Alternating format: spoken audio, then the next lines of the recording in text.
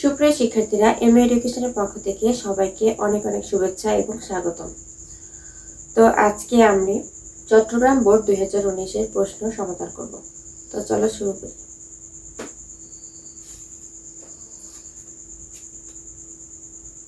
তো প্রথমেই দেখো, এখানে আছে 1 নম্বরে আকাঙ্ক্ষা। তো আকাঙ্ক্ষা বানানে এখানে ভুল আছে। এখানে শুদ্ধ বানান হবে সরিয়া কয়কারকা ও ক্ষিয়ক আকার। ও ক্ষিয়ক যুক্ত করে দিতে হবে, তারপরে আকার দিতে হবে। অর্থাৎ এখানে দেখা যাচ্ছে যে অশুদ্ধ বানানে আছে অনুস্বর খ আকার, কিন্তু এখানে শুদ্ধ করার জন্য এখানে অনুস্বর খর স্থানে হবে ও ক্ষিয়ক যুক্ত আকার। ও ক্ষিয়ক যুক্ত করে দিতে হবে আকাঙ্ক্ষা। যেমন অনাকাঙ্ক্ষিত, অনাকাঙ্ক্ষিত লেখার সময় ও ক্ষিয়ক যুক্ত করে দিতে হবে। তারপরে আছে 2 নাম্বার অহরাত্রি।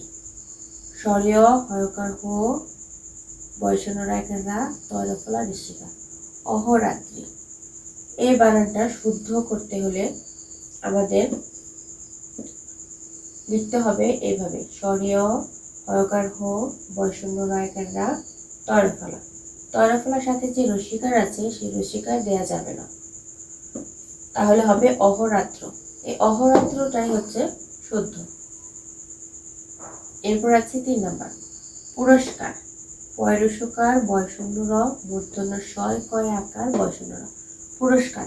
তাহলে দেখো সবাই, এখানে পুরস্কার বানানে ভুল আছে, ছোট্ট একটা ভুল আছে। তা হলো এখানে কর সাথে মূর্ধন্য স যুক্ত করে দেওয়া আছে। তো এখানে মূর্ধন্য স হবে না। এখানে বানানটি শুদ্ধ করে লেখার ক্ষেত্রে হবে পয়রসকারে পু বয়শূন্য র দন্ত শয় কয় আকার বয়শূন্য র। দন্ত শয় কয় যুক্ত করে দিতে হবে, তাহলে হবে পুরস্কার। এখন দেখো, এখানে মূর্ধন্য স্বর স্থানে কেন দন্তস্ব হলো।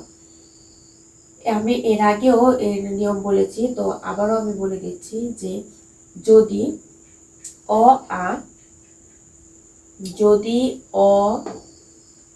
আ স্বরধ্বনি থাকে, তাহলে অ আ স্বরধ্বনি থাকলে তারপরে দন্তস্ব হবে। আর যদি অ আ স্বরধ্বনি না থেকে অন্য কোনো স্বরধ্বনি থাকে, তাহলে এখানে মূর্ধন্য স হবে। তো এখানে দেখা যাচ্ছে যে আছে যে পয়রসকারে পু বয়শূন্য র পুরো, তাহলে পুরো এখানে এই যে এখানে বয়শূন্য র এখানে আছে অধ্বনি, পুরো অধ্বনি এখানে আছে অধ্বনি। তো অধ্বনি থাকার কারণে এখানে দন্তস্বয় ক আকার বয়শূন্য, অর্থাৎ এখানে অধ্বনি থাকার কারণে দন্তস্ব হয়েছে। আর যদি অন্য কোনো স্বরধ্বনি থাকতো তাহলে মূর্ধন্য স হতো। যেমন আরো কিছু উদাহরণ দিয়ে দিচ্ছি, যেমন তস্কর। তস্কর, তারপরে আছে পরস্পর।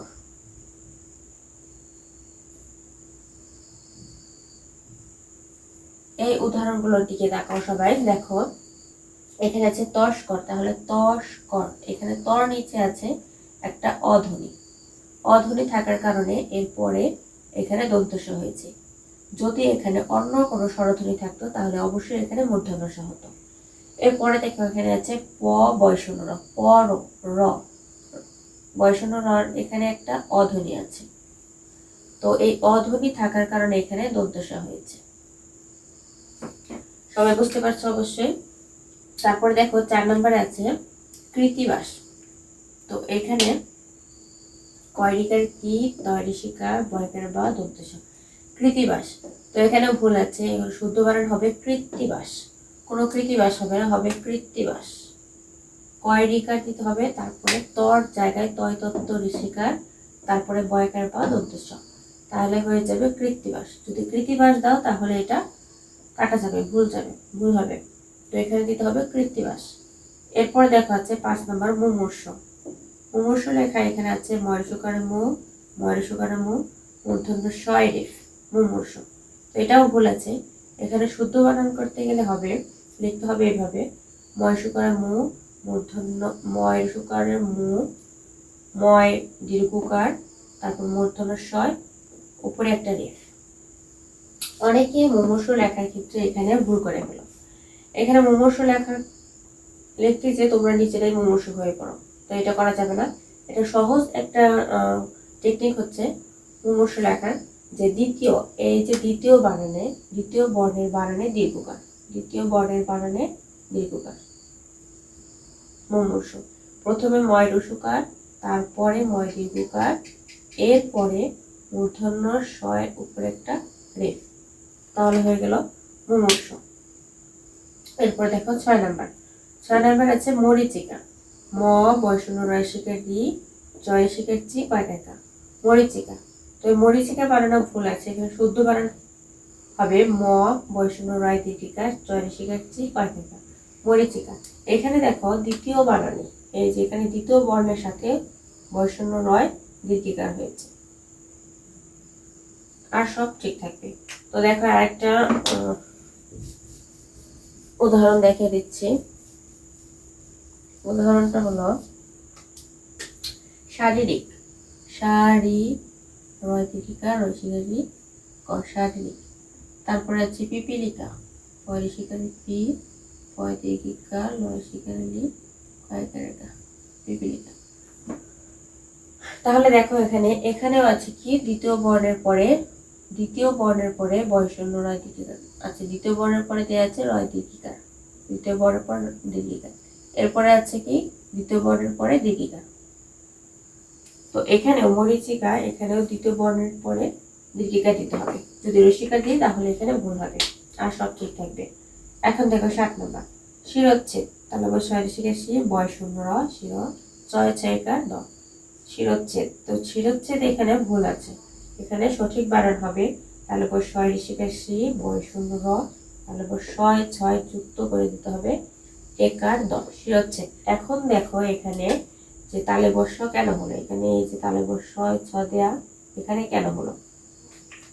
এই তালে বর্ষ ছ দেওয়ার পিছনে কারণ হলো যে যদি তালব্য বর্ণ যেমন চ, ছ, বর্গীয় জ, ঝ এর সাথে তালে বর্ষ যুক্ত করে দিতে হবে। তাহলে এখানে আছে কি তালব্য বর্ণ, এখানে আছে ছ, ছ থাকার কারণে তালে বর্ষ যুক্ত করে দেয়া আছে, যুক্ত করে দিতে হবে। তো আমি আর একটা উদাহরণ দিচ্ছি এখানে। উদাহরণটা হলো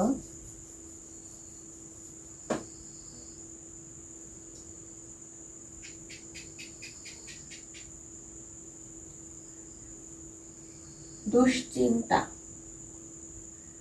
দেখো সবাই এখানে খেয়াল করে যে দুশ্চিন্তা কেন হলো, এখানে এখানে যে চ সাথে তালব্য স যুক্ত করে দেওয়া আছে, কারণ এটা এখানে তালব্য বর্ণ আছে চ। আমি বলেছি তালব্য বর্ণ চ, ছ, বর্গীয় জ, ঝ যদি থাকে তাহলে এদের সাথে তালব্য স যুক্ত করে দিতে হবে। তাহলে এখানে চ আছে, চ থাকার কারণে এখানে তালব্য স যুক্ত করে দেওয়া হয়েছে। সেই ক্ষেত্রে এখানে চ, ছ থাকার কারণে তালব্য স যুক্ত করে দেওয়া হয়েছে। তালব্য স ছ যদি না দিই তাহলে ভুল হবে। তারপর দেখো 8 নম্বর। 8 নম্বরে আছে বাণিজ্য, বয়কার বা দন্ত নয় ঋষিকার বর্গীয় জয় জ ফলা, এখানে জয় জ ফলা দেয়া। তো এই বানানটাও ভুল আছে, ছোট্ট একটা ভুল আছে। তার কারণ হলো এখানে ন দন্ত নয় ঋষিকারের এখানে হবে মূর্ধন্য ন। এখন এখানে মূর্ধন্য ন কেন হলো? মূর্ধন্য ন হওয়ার কারণ হচ্ছে এখানে তার মূর্ধন্য ন হওয়ার কারণ হলো যে কতগুলো শব্দ আছে যা স্বভাবতই কতগুলো শব্দ আছে যেগুলো লেখার ক্ষেত্রে স্বভাবতই মূর্ধন্য ন হয়ে থাকে। যেমন ধরো যে অনু, অনু লেখার ক্ষেত্রে আমরা মূর্ধন্য লিখতে হবে, দন্তন্য দিলে হবে না, তাহলে মূর্ধন্য লিখতে হবে। অনু লেখার ক্ষেত্রে মূর্ধন্য রসকার অনু। তারপরে আছে বিনা, বয় দীর্ঘিকার, মূর্ধন্য নয় দীর্ঘিকার, নয় আকার, বিনা মূর্ধন্য নয় আকার বিনা। তারপরে আছে কল্যাণ, ক লয় জফলা আকার মূর্ধন্য ন, কল্যাণ। এগুলো ছাড়াও আরো অনেক শব্দ আছে যেগুলো লেখার ক্ষেত্রে স্বভাবত এখানে মূর্ধন্য ন লিখতে হবে, মূর্ধন্য ন লেখা যাবে না, লিখলেও ভুল হবে। তো আজকের ক্লাস এ পর্যন্তই। আগামীতে অন্য কোনো একটা বোর্ডের প্রশ্ন সমাধান নিয়ে ক্লাস নেব। তো সবাইকে অসংখ্য ধন্যবাদ।